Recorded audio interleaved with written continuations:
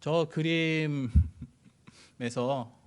이제 꽃다발을 든 남자가 원래는 어떤 그 신부에게 꽃다발을 주는 건데요. 제가 신부를 날려버렸습니다. 다 지워버렸죠.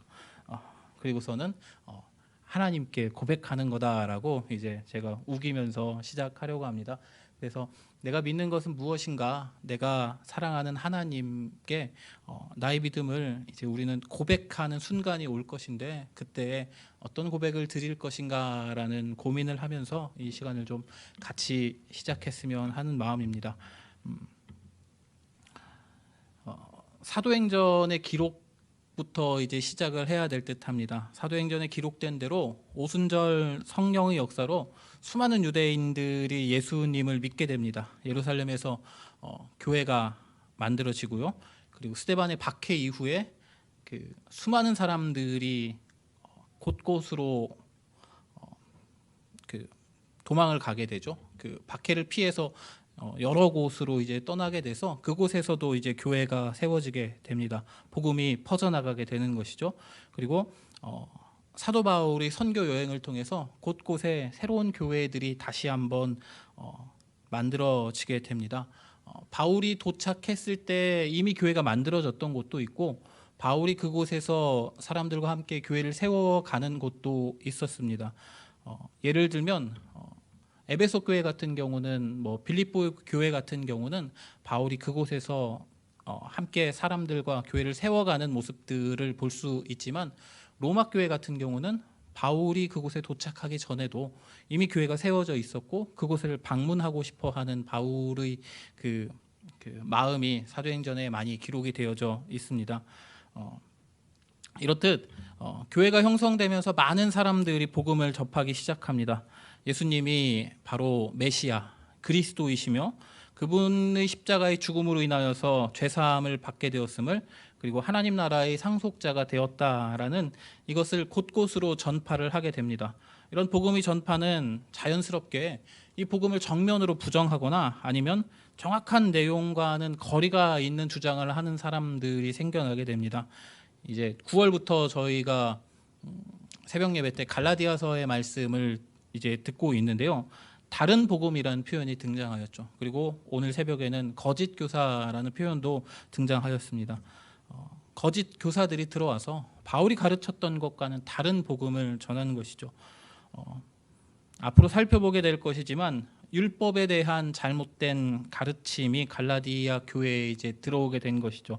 구원을 위해서 율법을 지켜야 한다라는 가르침이 갈라디아 교회에 들어왔기 때문에 바울이 이것을 정면으로 반대하면서 다른 복음을 전하는 자들, 거짓 교사들은 저주를 받을지어다라고 두 번이나 이제 강조를 하고 있습니다. 고린도전서에 보면 고린도전후서에 보면 예수님의 부활을 인정하지 않는 가르침들도 등장합니다. 세상의 학문으로 성경을 해석하다 보면 예수 그리스도를 해석하다 보면 또 하나님을 바라보게 된다면 성경이 말하고 있는 것과는 조금 다른 이야기를 하게 될 수도 있습니다. 그래서 그것이 잘못된 복음이 되어버립니다. 이제 99%의 진실과 1%의 거짓이 만나면 무엇이 되냐면 완벽한 거짓이 된다고 합니다. 그러니까 이 진실 안에 거짓을 살짝만 감춰 놓아도 그 거짓을 찾아볼 수 없고 진실 자체가 완전히 이제 변화할 수 있다라고 이야기를 하는데요. 이 복음 안에 잘못된 것이 살짝 들어오게 된다면 그것으로 인하여서 온전하게 하나님을 믿지 못하게 되는 일들이 발생하게 됩니다. 그리고 이런 사람들을 우리는 이단이라고 말을 합니다. 이런 이단의 바로에 대하여서 교회에서는 올바른 복음, 올바른 믿음을 가르칠 필요가 이제 커졌습니다. 특별히 초대교회에서는 교회의 교인으로 인정받기 위해서 세례와 관련된 교육을 받을 때에는 이런 올바른 가르침을 질문과 답변의 형식으로 이제 시행을 했다라고 기록에는 전하고 있습니다. 아마도 교회에서는 구약 성경의 내용들 그리고 예수 그리스도에 대한 우리는 지금 사복음서로 알고 있지만 아직까지는 복음서가 정립되지 않았으니 구전을 통하여서 또는 정리된 기록에 의하여서 만들어 놓은 예수 그리스도에 대한 기록들 또는 구전들 그리고 사도 바울의 편지들 그리고 다른 사도의 이제 기록들을 가지고 올바른 복음이 무엇인지 치열하게 고민하면서 이단에 대항하여서 싸웠을 것입니다. 그리고 이 치열하게 싸운 결과물을 가지고 내가 믿는 것은 이런 것입니다라고 고백하면서 신앙을 지켜가는 모습들을 볼 수 있습니다. 그래서 이런 다양한 다른 사상으로부터 올바른 기독교의 가르침을 지키기 위해서 만든 간단한 신앙 교육의 지표를 보통 신앙 고백이라고 부른다고 합니다. 또는 신조라고도 부른다고 하는데요. 이거는 이제 다음 주에 조금 더 자세하게 살펴보도록 하겠고요. 내가 무엇을 믿는지에 대하여서 성경을 기준으로 작성된 짧은 문구입니다. 이것을 공부하고 암송하고 신앙으로 고백할 수 있습니다. 가장 대표적인 신앙 고백은 우리가 매주 암송하는 사도신경이 있습니다. 이러한 신앙 고백은 말씀드렸다시피 단번에 만들어지지 않았습니다. 교회의 토론과 교리적인 논의에 더하여서 기도하면서 성령님의 감동하심을 통하여서 형성이 됩니다. 오랜 시간을 거쳐서 조금씩 변화하게 되었고요. 내용이 추가되거나 수정되기도 했을 것입니다. 사도신경의 예를 들면 교회가 성립할 때에는 사도신경과 비슷한 그런 질문과 답변의 내용들이 있었습니다. 조금 있다가 이제 로마 교회에서 사용되었던 그 교리 교육과 관련된 내용들을 살펴볼 것인데 보시면 사도신경과 매우 닮아 있는 걸 알 수 있으실 겁니다. 그런데 이런 것들은 정식으로 공식적으로 기록되어서 사용되는 것은 이제 한 8세기 정도, 그러니까 중세가 시작되고 나서 이제 공식적으로 기록된 문서로서 이것이 정리되었고, 그 이전까지는 거의 대부분 구전을 통해서 말을 통하여서 가르치고 배워서 이것들이 전해졌다라고 이야기를 하고 있습니다. 그래서 이 초대교회와 신앙 고백이라는 이 시간에는 이러한 교회들의 변화의 모습들을 살펴보고요. 그리고 그 변화의 모습들, 이단으로부터 교회를 지키는 모습들, 또 로마의 박해도 있을 것이고, 또 교회가 성립되는 과정에서 겪는 여러 가지 그 문제들 안에서 자신들의 신앙을 어떻게 지켜왔는지, 신앙 고백을 어떻게 만들어 왔는지에 대한 내용들을 살펴보려고 합니다. 우리가 당연한 듯이 이제 암송하고 있는 사도신경의 내용도 꽤나 힘겹고 복잡한 과정을 거쳐서 확정되었음을 이제 앞으로 보게 될 것인데요.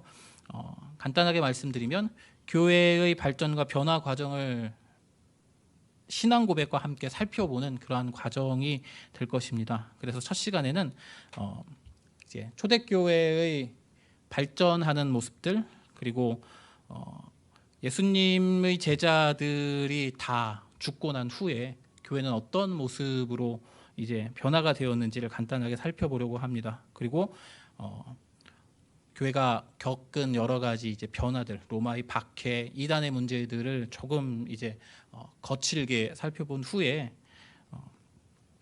로마 제국의 변화의 모습들도 교회의 그 변화에 상당한 영향을 미치기 때문에 313년에 이제 이루어진 밀라노 칙령이라고 말하고 있는데, 로마 제국이 교회를 공인하는 이러한 그 명령이 있습니다. 요 313년의 이야기를 끝으로 첫 번째 시간을 마무리하려고 합니다. 첫 번째는 이제 교회의 발전과 관련된 이야기를 먼저 드리도록 하겠습니다. 예수 그리스도께서 승천하신 이후에 성령을 받은 제자들에 의해서 예루살렘에 교회가 세워졌습니다. 사도행전 2장에 기록되어져 있습니다. 당시 유대인들이 믿었던 신앙은 그들의 신앙 고백이라고 할까요? 이런 겁니다. 하나님께서 창조주이시며 우주의 지탱자이시다. 구약 성경을 통해 하나님 자신을 계시하셨다. 하나님은 이스라엘을 선택된 언약 백성으로 부르셨다. 이 정도 수준의 신앙 고백일 것입니다. 그런데 유대인들의 신앙 고백이 이런 것이라면 이제 예루살렘 교회는 여기에 더하여서 예수 그리스도의 십자가와 부활, 또 개인적으로 이제 더 집어넣고 싶은 게 있다면 하나님 나라에 대한 이야기들, 이런 것들을 집어넣어서 자신들의 신앙을 고백했을 것입니다. 첫 번째로 이제 살펴볼 예루살렘 교회인데요. 이 예루살렘 교회의 중심 인물은 베드로와 야고보, 예수님의 동생이죠. 이 야고보 사도 두 명이 이제 중심적인 역할을 했다고 합니다.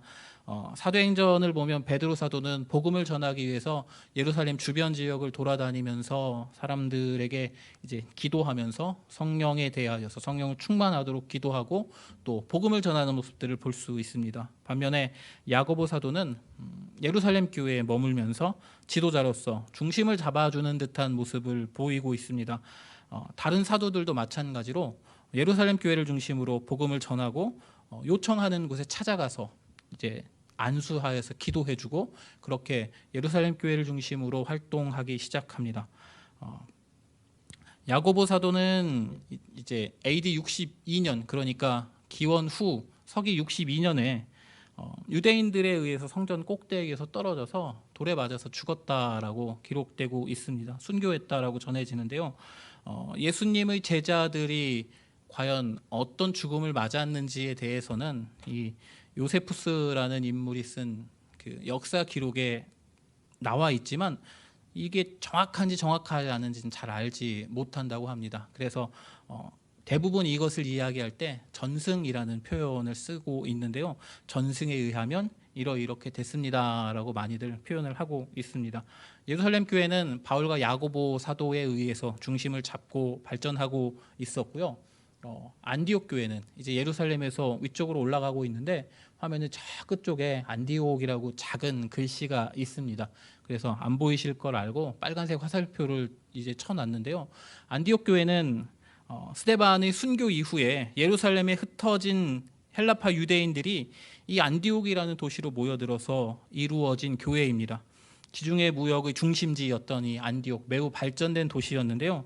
여기에 퍼진 복음으로 인해서 많은 사람들이 예수님을 영접하고 믿게 되었고 예루살렘에까지 이 소식이 전해지게 됩니다. 그러자 예루살렘 교회는 바나바를 안디옥에 파송하게 되는데요. 바나바는 마침 회심한 바울이 다소에 있는 것을 알고 그를 데리고 안디옥에 가서 함께 사역을 하게 됩니다.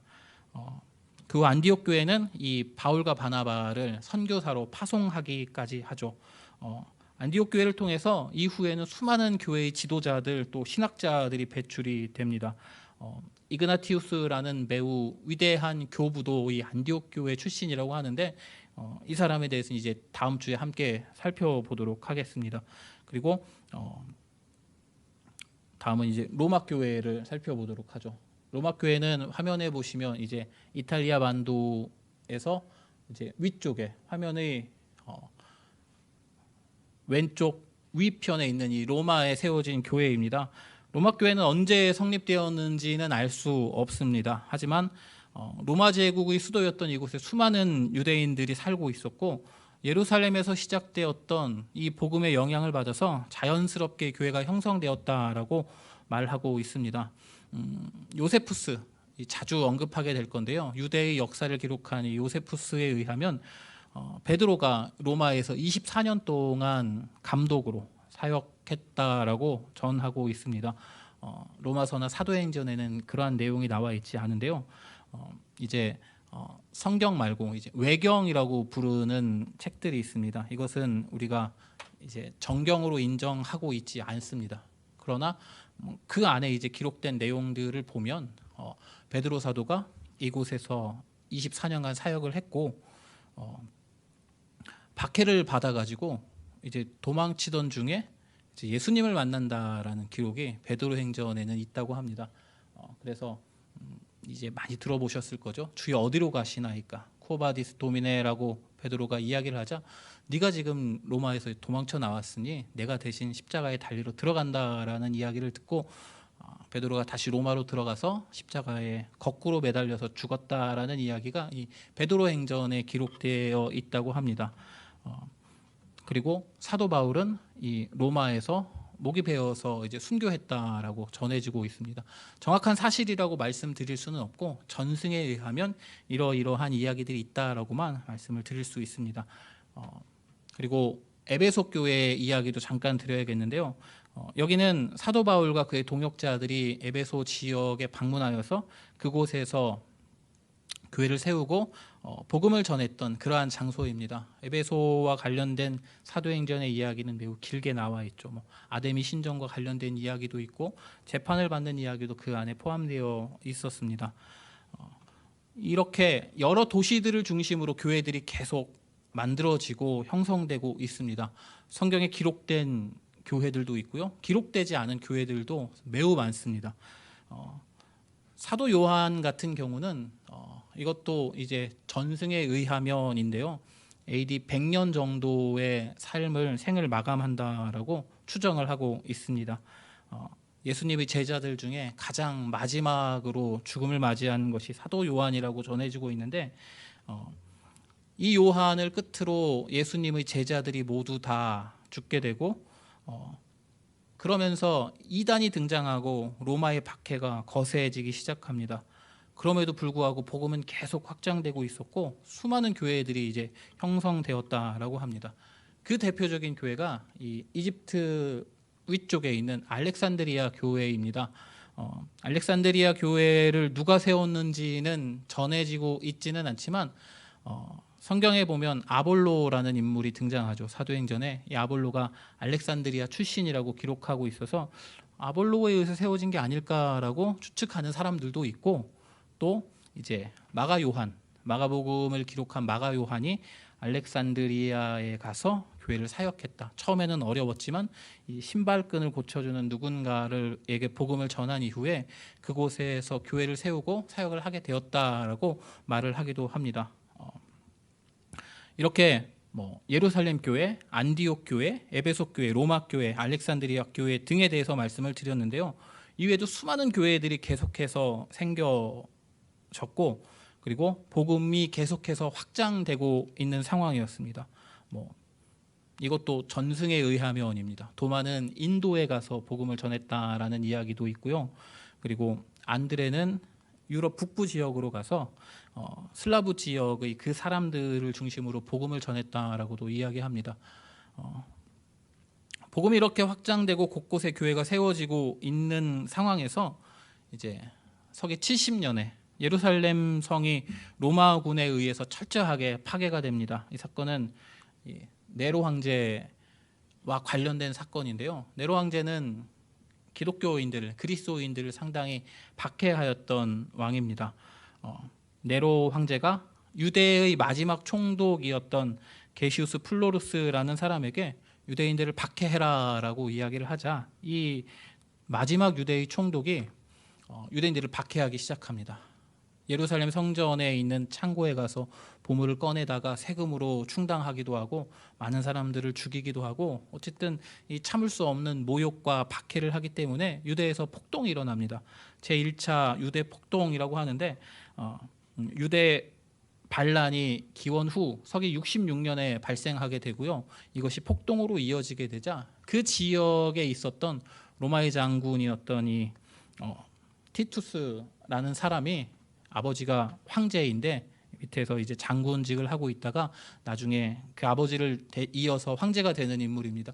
티투스가 로마 군단 4개의 군단을 이용하여서 예루살렘 성을 완전히 이제 멸망시켜 버립니다. 철저하게 파괴하게 됩니다.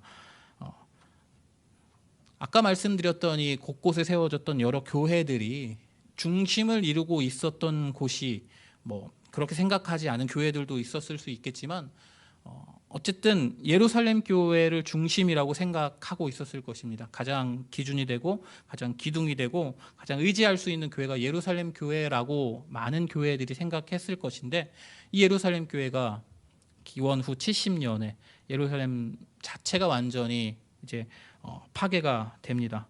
다행히도 예루살렘 교회는 먼저 이제 다른 지역으로 피하였다라고 전해지고는 있지만 성전에서 기도했던 모습들, 또 사도들이 베드로와 요한 같은 이들이 이제 함께 성전으로 가면서 사람들에게 복음을 전하고 기도했던 그 모습들을 이제는 볼 수 없게 된 것입니다.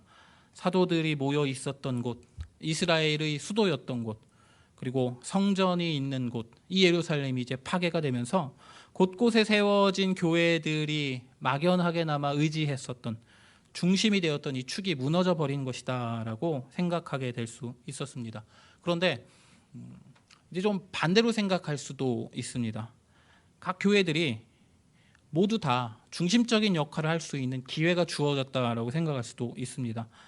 그래서 사도들이 계속 교회들을 방문하고 바울의 서신들 또 예수님에 관련된 기록 이야기들 이것들이 이미 교회들에게 전해졌던 상황이었고 살아남은 제자들도 이제 서기 70년에는 존재하고 있었기 때문에 그 교회들을 중심으로 각각의 교회들이 독립적으로 발전하고 복음을 더 이렇게 확장시켜 나갈 수 있는 그러한 기회들이 되었을 것입니다.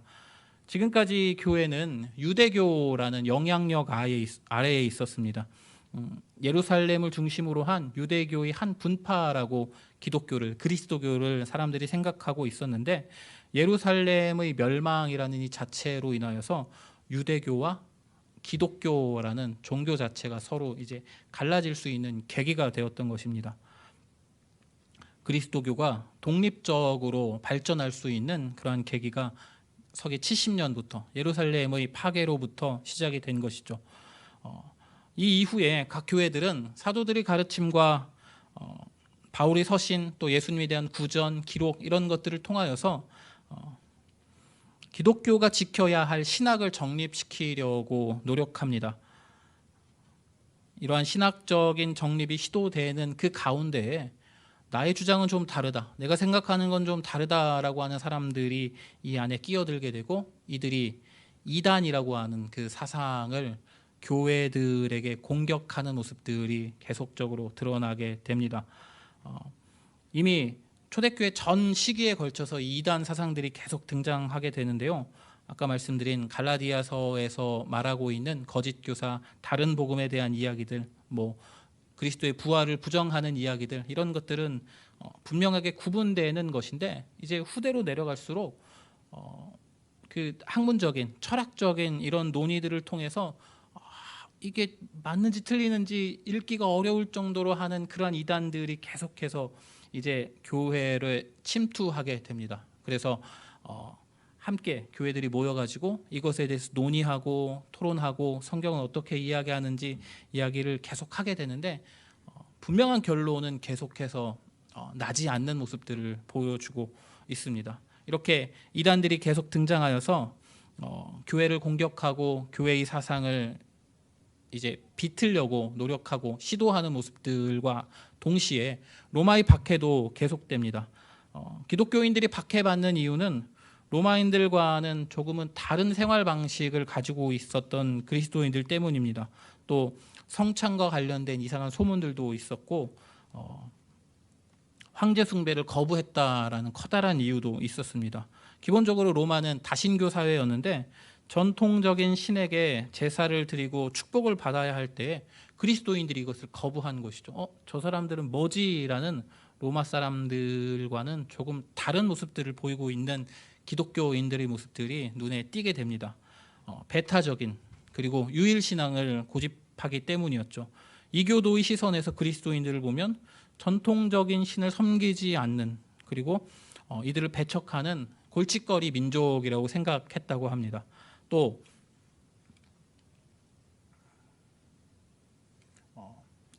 애찬식이라고 이야기를 하죠.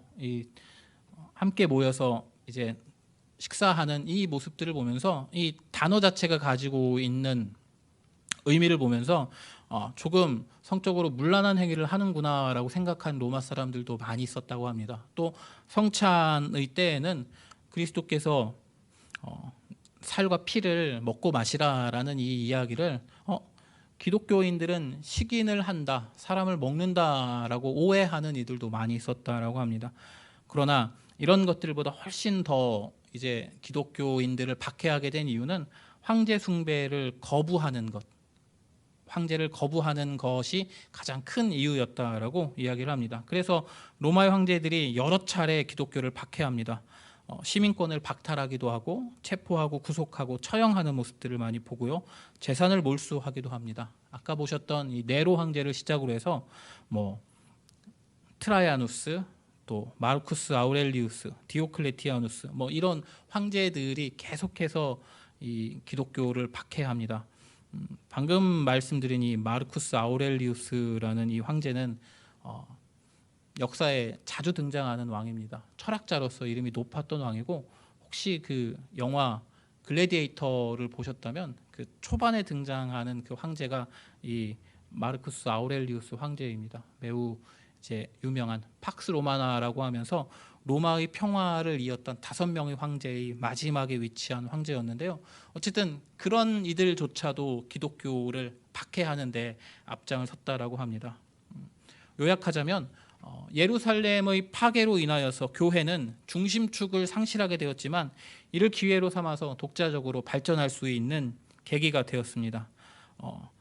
복음이 가지고 있는 그 관계성 때문에 교회와 교회 사이의 관계가 계속 유지되면서 이 연계가 이루어지는 상태에서 교회는 각각 발전할 수 있는 모습들을 보여주고 있습니다. 그리고 그런 과정에서 기독교 사상을 발전시켜 나가는 그 과정에서 이단 사상들이 유입되기도 하고요. 로마의 박해가 오기도 합니다. 그래서 이것들을 견뎌내면서 이것들을 공격을 막아내면서 교회들이 계속 발전하는 모습들을 이제 1세기, 2세기, 3세기까지 이제 우리가 마지막으로 보아야 할 313년 밀라노 칙령까지 이 이야기들이 계속해서 반복되고 있습니다. 이 안에 중심이 되는 뭐 교부들, 또 신학자들, 변증가들, 순교자들, 수많은 사람들이 이 안에 포함되어 있는데 그들과 관련된 하나하나의 이야기들을 이 시간에 같이 드릴 수는 없고 관심이 있는 분은 오시면 이제 제가 책을 드리도록 하겠습니다. 빌려드리는 겁니다. 이제 조금 다른 관점 주제로 넘어가서 이제 교회가 이러한 모습으로 변화하고 발전했구나, 이러한 어려움을 겪었구나라고 대략적으로 말씀을 드렸는데 이제 신앙 고백에 대한 이야기를 잠깐 드려야 됩니다.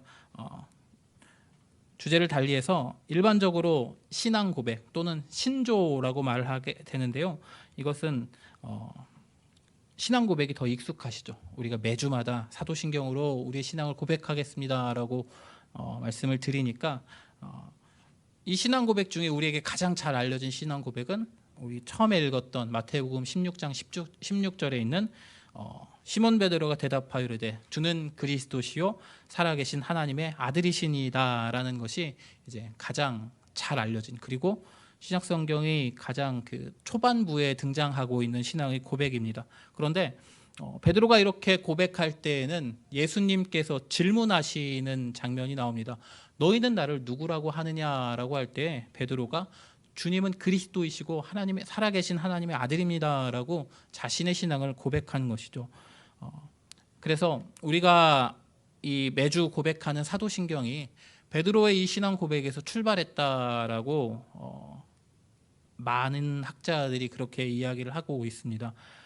이 신앙 고백은 특별히 교리를 교육하거나 또는 세례식을 할 때 문답에 사용됩니다. 이 아까 잠깐 보았던 로마 교회에서 사용됐던 고백문이라고 이 책에 인용된 부분인데요. 이렇게 하는 겁니다. 당신은 전능하신 아버지 하나님을 믿습니까? 라고 앞에서 물어보면 이제 아멘이라고 이제 하시겠죠. 믿습니다라고 대답을 한다고 합니다. 그러면 또 당신은 성령과 동정녀 마리아에게 나시고 본디오 빌라도 치하에서 십자가에 달려 돌아가시고 3일 만에 죽은 자 가운데서 다시 살아나사 하늘에 오르시고 아버지 우편에 앉아 계시다가 산자와 죽은 자를 심판하러 오실 하나님의 아들 예수 그리스도를 믿습니까? 라고 물어볼 때 믿습니다라고 아멘이라고 대답을 하는 것이죠. 이런 식으로 질문과 답변을 통해서 교육을 시키고 그 사람이 고백할 수 있도록 만든 것입니다. 마지막으로는 당신은 성령과 거룩한 교회와 육신의 부활을 믿습니까? 라고 하면 이제 믿습니다라고 대답을 함으로써 이 신앙을 고백하는 그런 고백문을 로마 교회에서 사용했다라고 합니다. 보시는 바와 같이 이 내용 자체가 우리가 알고 있는 사도신경과 매우 유사하죠. 그런데 정식으로 공식적인 기록은 이 8세기, 그러니까 이것이 사용된 것보다 약 500년, 600년 이 정도 지난 후에 공식적으로 이 문서로서 제정이 되고 이때까지는 구전으로서 말로서 이것들 우리가 지금 사도신경을 매주 암송하는 것과 같이 이 초대교회의 성도들도 이런 식으로 교육을 받고 신앙을 고백했다라고 이야기를 합니다. 사도신경에 대한 초기의 이야기는 재미있어서 가지고 왔는데 이 사도신경이 총 12개의 문장으로 이루어졌다라고 합니다. 그래서 하나님에 대한 이야기, 예수 그리스도에 대한 이야기, 성령님에 대한 이야기 세 개로 부분으로 나누어지는데 중세 교회에서는 이렇게 가르쳤다고 합니다. 예수님께서 하늘로 승천하시게 됐을 때에 모여있던 12명의 사도들의 입에서 한마디씩 신앙의 고백들이 흘러나오게 되었고 총 이 12마디를 싹 모으니 우리가 지금 암송하고 있는 사도신경이 되었다라고 주장하는 사람들이 있었습니다. 그런데 앞으로 살펴보게 될 것이지만 이 사도신경은 그런 식으로 만들어질 수는 없는 내용이었고요. 계속해서 보완되고 수정되고 고민하고 토론하고 또 성령의 감동하심을 의지하여서 만들어낸 많은 시간들이 필요한, 그리고 이단의 사상들이 일어났을 때에 이단을 이제 막아내는 이 내용들이 계속 포함되면서 계속해서 수정되고 보완되는 내용들을 이제 보시게 될 것입니다. 그래서 12명의 사도들이 한마디씩 해서 만들어진 것이 사도신경이다라는 건 조금은 잘못된 주장이고요. 이제 이단과 치열하게 싸워온 결과물, 교회가 고민하면서 만들어낸 신앙의 고백물이 사도신경이라고 말할 수 있습니다. 이제 신앙 고백에 대한 이야기를 잠깐 같이 드렸고, 그전에는 교회의 발전, 박해, 그리고 이단과 싸우면서 교회가 이렇게 지냈다, 신앙 고백은 이런 것이다 라고 말씀을 드렸으면, 이제 마지막으로 기독교가 공인되는 과정들을 한번 살펴보려고 합니다. 로마의 역사의 이야기를 조금 해야 될 것인데, 로마 제국에도 이제 커다란 변화가 일어나게 됩니다. 로마의 제국이 너무 넓으니까 이 제국을 황제 한 명이 다스리기가 어려워집니다.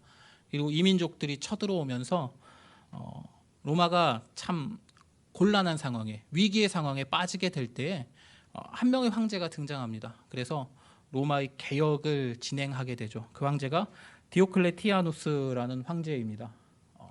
요 사람이 이제 디오클레티아누스라는 황제인데, 이 사람이 했던 가장 대표적인 개혁 정책은 로마 제국을 4개로 나누는 것입니다.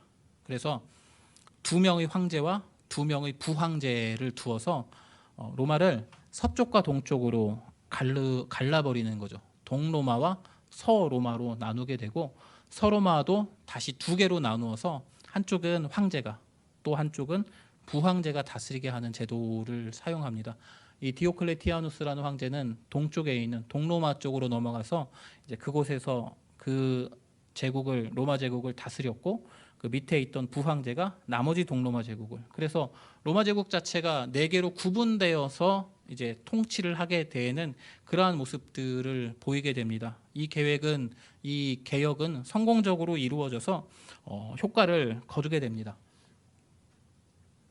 저기 보시면 이탈리아와 일리리아 사이에 있는 그 빨간 줄이 동로마와 서로마를 이제 가르는 그런 기준점이 될 수 있을 것입니다. 그래서 서로마 쪽에서는 이제 이따가 말씀드릴 왕 콘스탄티누스 황제의 이제 윗대가 다스리게 되고요. 이쪽에는 디오클레티아누스가 동로마 제국을 이제 다스리게 됩니다. 그리고 종교 개혁도 디오클레티아누스 황제 때 진행을 하게 되는데요. 그는 기독교를 박해했던 황제 중에 가장 심하게 박해했던 황제입니다. 칙령을 내려서 교회 건물들을 다 파괴하고 성직자들을 다 감옥에 가두어버리고 그리스도인들한테 신전에서 제사하도록 명령을 내리는 그러한 황제가 바로 지금 이 로마 제국을 4개로 구분했던 황제입니다. 일부의 신자들은 이때에 순교하였고요. 많은 사람들이 고난을 당했고 더 많은 사람들이 신앙을 버렸다라고 전해지고 있습니다. 그래서 이 디오클레티아누스 황제가 이제 죽게 되고, 로마 제국을 놓고 이제 이 4명의 경쟁자들이 서로 각축하는, 서로 다투게 되는 사건이 벌어지게 됩니다. 그 중에서 한 명이 이 콘스탄티누스 황제라는 사람입니다. 많이들 들어보신 이름일 텐데, 서로마 제국을 다스리고 있었던 콘스탄티누스 황제, 그리고 그 밑에 있었던 이제 막센티우스라는 인물과 서로마 제국의 지배권을 놓고 서로 싸우게 됩니다. 동로마 제국은 다른 황제가 다스리고 있는 상황이었고요. 그런데 이 콘스탄티누스의 군대는 약 4만 명이었고, 이 막센티우스의 군대는 반대편에 있었던 군대는 그보다 훨씬 더 많았다라고 합니다.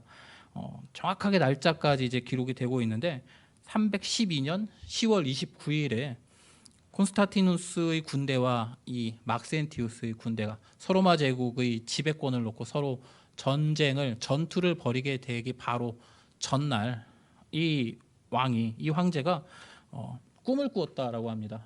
이 그림인데요. 이거는 15세기 경에 유럽의 화가가 그렸던 그림인데 제목은 콘스탄티누스 황제의 꿈이라고 합니다. 저기 붉은색 이불을 덮고 자고 있는 이가 바로 이 황제이고요. 위쪽을 보시면 잘 보이진 않지만 비둘기 같은 게 한 마리 이렇게 내려옵니다. 저기 천사인데 천사가 어떠한 상징을 하나 이렇게 콘스탄티누스 황제에게 보여줍니다. 그러면서 이 표시에 의하면 승리하리라라는 말을 꿈속에서 듣게 됩니다. 그런데 그 표시가 어떤 거였냐면 보통은 키로라고 이야기하는데 성당 같은 데 가면 이것들을 가끔 보실 수 있을 겁니다. 예전에 그 목사님들하고 이제 그 장례식장에 가서 주차장에 있을 때 옆에 성당이 있었는데 그 성당에 그때는 저게 몰랐으니까 XP, PX 막 이렇게 하면서 저게 뭐지 그렇게 했던 기억이 있는데 저것이 이제 키로 십자가라고 보통 이야기한다고 합니다. 저기에서 이제 X는 키라는 단어입니다. 그리고 이 P로 보이는 저 글자는 그 리라고 하는 단어입니다. 그래서 키 리라고 해서 예수님을 그리스도라고 우리가 표현하고 있는데 헬라어로 크리스토스라는 단어의 앞에 있는 두 글자입니다. 그래서 예수 그리스도를 상징하는 글자라고 이제 이야기를 합니다. 그래서 보통 이 키로라고 하는 키로 십자가라고 많이들 이야기를 하는데 크리스토스의 앞 두 글자를 따가지고 저렇게 문양을 만들어서 콘스탄티누스 황제가 꿈에서 저 문양을 보고 이제 다음날 병사들에게 야 방패에다가 저거를 다 새겨라 라고 해서 전투를 벌여서 이 반대파였던 막센티우스를 와의 전쟁에서 승리하고 그를 이제 전쟁에서 죽이기까지 했다라고 합니다. 그래서 이제 서로마 제국의 지배권을 완전히 장악하였던 콘스탄티누스가 로마 제국을 이제 개선해 들어올 때에 보통은 로마의 신들에게 감사의 제사를 드리는데 이것을 이제 건너뛰고 그리스도인들이 믿었던 하나님을 로마를 지켜준 또 로마를 상징하는 신으로 만들어야겠다라고 생각했다고 합니다. 그래서 이 전쟁이 끝나고 312년에 이 전쟁이 끝나고 313년에 서로마 제국의 황제였던 콘스탄티누스 황제와 동로마 제국의 황제였던 리키니우스라는 황제가 서로 만납니다. 그래서 콘스탄티누스가 이 동로마 제국의 황제에게 제안을 하죠. 기독교를 공인하자. 동로마 제국의 황제도 뭐 그런가 보다 하고서는 같이 이제 서로마 제국 황제의 제안을 받아들였는데 이것이 요거는 이제 다른 곳에서 보고 있는 이 키로 십자가들이고요. 왼쪽에 있는 이가 이제 서로마 제국, 오른쪽에 있는 이가 동로마 제국의 황제인데요. 이 둘이 같이 합의하여서 밀라노 칙령이라는 기독교를 공식적으로 로마 제국의 종교로 인정하는 아직 국교화까지는 가지 않았지만 공인하는 그러한 작업들을 하게 됩니다. 이것을 밀라노 칙령이라고 이야기를 하고 있습니다. 313년에 일어난 일이고요. 이거는 이제 기본적인 상식으로 이제 알아두시면 매우 좋습니다. 이후에 서로마 제국의 황제였던 콘스탄티누스가 동로마 제국의 황제였던 이 리키니우스하고 로마 제국 전체의 지배권을 놓고 전쟁을 벌이게 되고요. 결국에는 서로마 제국이 콘스탄티누스 황제가 승리하게 됩니다. 그래서 4개로 갈라졌던 로마 제국이 하나로 합쳐지는 순간인가 동시에 이 순간은 로마 제국이 지금까지 박해했던 기독교라는 종교가 전체 로마 제국 안에서 인정받는 종교가 되는 그러한 일이 일어나게 되는 거죠. 324년에 일어난 일입니다. 왜 이렇게 연도를 말씀드리냐면은 324년에 로마가 하나로 이제 통일이 된 이후에 이 황제가 교회의 대표자들을 모집합니다. 그래서 교회의 대표자들에게 너희들이 믿고 있는 바 그리고 이단과 관련된 어려운 일들을 함께 상의하자라고 해서 하나의 회의가 진행이 됩니다. 이것이 니케아 공의회라고 하는 회의인데요. 니케아 공의회에 대해서는 다음 주에 같이 말씀을 이 내용들을 나누어 볼 것이고, 오늘은 이 밀라노 칙령까지의 내용, 니케아 공의회가 일어나기 바로 전 상황까지의 이야기를 같이 말씀을 드렸습니다. 로마 제국 곳곳으로 복음이 전파되고 교회가 세워지는 과정들을 살펴보았고요. 곳곳에 세워진 교회는 예루살렘 교회를 중심이 되는 교회로 의지했지만 서기 70년에 예루살렘이 파괴되고 이 의지했던 교회들이 사라지면서 각자의 자리에서 복음을 전하고 로마의 박해를 견뎌내고 이단에 대항하면서 교회를 성장시키고 발전시키는 모습들을 가져야만 했습니다. 이 300년이 조금 안 되는 시간 동안에 수많은 순교자들이 피를 흘렸고 또 사도들의 뒤를 이은 교회의 지도자들이 힘을 쏟았습니다. 그래서 이들을 우리는 교회의 아버지라는 의미에서 교부라고 많이들 부르고 있습니다. 어쨌든 교회가 박해와 고난을 견디면서 복음을 전하고 명맥을 유지할 때에 로마 제국은 여러 가지 개혁을 한 이후에 하나로 통합되고 기독교를 공인하게 됩니다. 우리가 살펴보려는 신앙 고백이라는 것이 이러한 과정들을 통하여서 교회들에서 만들어진 그러한 신앙의 고백들입니다. 그래서 오늘은 간단한 배경 설명을 하는 것으로 이제 마무리를 하고요. 다음 주에는 직접 이 신앙 고백의 내용들을 보면서 뭐 하나하나 설명해 드릴 수는 없겠지만 어떤 것이 문제였고 어떤 사상을 가지고 있었고 이단의 주장들은 무엇이었는지에 대해서 같이 이야기를 하려고 합니다. 이것이 의미가 있는 게 이유가 뭐냐면 지금도 똑같습니다. 지금도 이단들이 주장하는 것과 초대교회 때의 이단들이 주장하는 것이 뭐 단어는 다르고 또 생각은 다를지라도 맥락 자체가 매우 비슷한 것들이 많습니다. 그래서 이 교회사를 통하여서 이단의 모습들이 이러했구나. 그러면 이단들의 그 잘못된 가르침으로부터 교회를 지켰던 이들이 사상은 이런 것이었구나. 그래서 우리가 가져야 할 기준이 되는 신앙은 이러한 것이구나라는 것을 알 수 있는 기회가 될 것입니다.